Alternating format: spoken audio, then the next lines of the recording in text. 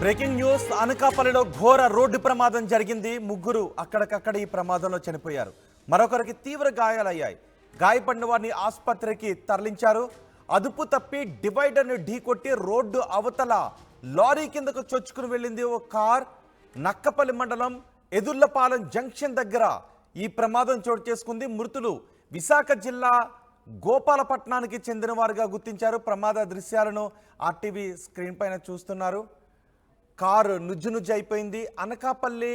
అనకాపల్లిలో ఈ ఘోర రోడ్డు ప్రమాదం చోటు చేసుకుంది. ఈ ప్రమాదంలో ముగ్గురు అక్కడికక్కడే చనిపోయారు. మొత్తం కారు అంతా తుక్కు అయిపోయింది. మరొకరికి తీవ్ర గాయాలు కావడంతో ఆ వ్యక్తిని ఆసుపత్రికి తరలించారు. కారు అధిక వేగంతో వస్తూ అదుపు తప్పి డివైడర్ను ఢీకొట్టి రోడ్డు అవతల ఒక లారీ కిందకు దూసుకుని వెళ్ళిపోయింది. నక్కపల్లి మండలం ఎదురుపాలెం జంక్షన్ దగ్గర ఈ ఘోర ప్రమాదం చోటు చేసుకుంది. దీనిపై మరింత సమాచారం మా ప్రతినిధి శివరామకృష్ణ అందిస్తారు. శివరామకృష్ణ, ప్రమాదానికి కారణం ఏంటి? గాయపడిన వ్యక్తి పరిస్థితి ఎలా ఉంది? రోహిత్, నిజంగా ఇది విశాఖపట్నంలో ఒక బ్యాడ్ ఇన్సిడెంట్ జరిగిందని చెప్పాలి. నిజంగా వాళ్ళు ఒక ఫంక్షన్కి వెళ్తున్నారు. విశాఖపట్నం గోపాలపట్నం ప్రాంతానికి చెందినవారు. తునివైపు అంటే విశాఖ హైవే జాతీయ రహదారి NH-16లో ఇది నక్కపల్లి మండలం వేదులపాలెం జంక్షన్ వద్ద అయితే జరిగింది. వీళ్ళు ఎవరైతే ఉన్నారో ఈ కారులో ప్రయాణిస్తున్న మొత్తం 5 ప్రయాణికులు అయితే ప్రయాణిస్తున్నారు. అందులో ఒక మహిళ కూడా ఉన్నారు. వాళ్ళు విశాఖపట్నం నుంచి తునివైపు వెళ్తుండగా అకస్మాత్తుగా కారు ఏదైతే ఉందో మారుతి షిఫ్ట్ కారు అయితే అది పంచర్ పడడంతో అదుపు తప్పి డివైడర్ని ఢీక్కొని అవతల రోడ్లోకి ప్రవేశించడం జరిగింది. అదే క్షణంలో అక్కడి నుంచి హెవీ గూడ్స్ వెహికల్ అయితే ఒకటి విశాఖపట్నం వైపు వెళ్ళి గూడ్స్ వెహికల్ ఇమీడియట్గా వాళ్ళు ఈ కారుని ఢీకొనడంతో కారు అయితే చాలా ఘోరంగా నుజ్జైన పరిస్థితి అయితే ఏర్పడింది.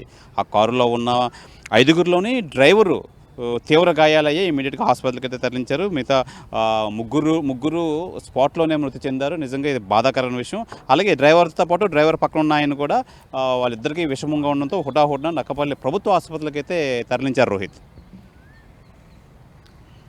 ఏమంటున్నారు స్థానికులు, ఏమంటున్నారు ఈ ప్రమాదం గురించి?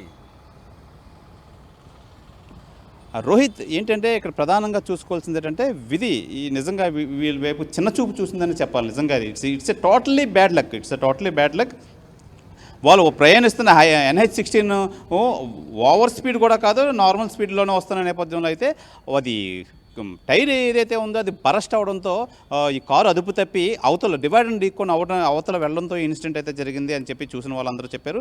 అంటే నిజంగా అది జరగని ఇన్సిడెంట్. నిజంగా ఆ పంచర్ పడకపోతే వీళ్ళకి ఏ ప్రమాదం జరగకపోయినా ఆ పంచర్ పడడంతో డివైడర్ని ఢీక్కొని అవతల రోడ్డుకు అయితే వెళ్ళారు. అదే సమయంలో హెవీ వెహికల్ గూడ్స్ వెహికల్ రావడంతో లారీ కిందకి వెళ్ళడంతో ఈ ప్రమాదం అయితే జరిగింది. ప్రమాదంలో దురదృష్టవశాత్తు 3 అయితే చనిపోయారు. అందులో ఒక మహిళ కూడా ఉన్నారు.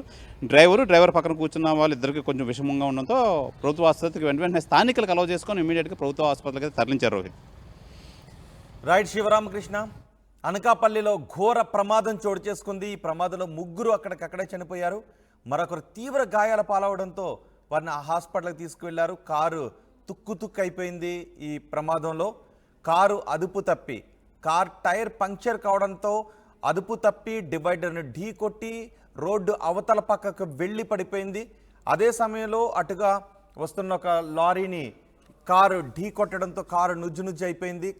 లారీ కిందకి, ఆ కంటైనర్ కిందకి కారు దూసుకుని వెళ్ళిపోయింది. మృతులు విశాఖ జిల్లా గోపాలపట్నానికి చెందిన వారుగా గుర్తించారు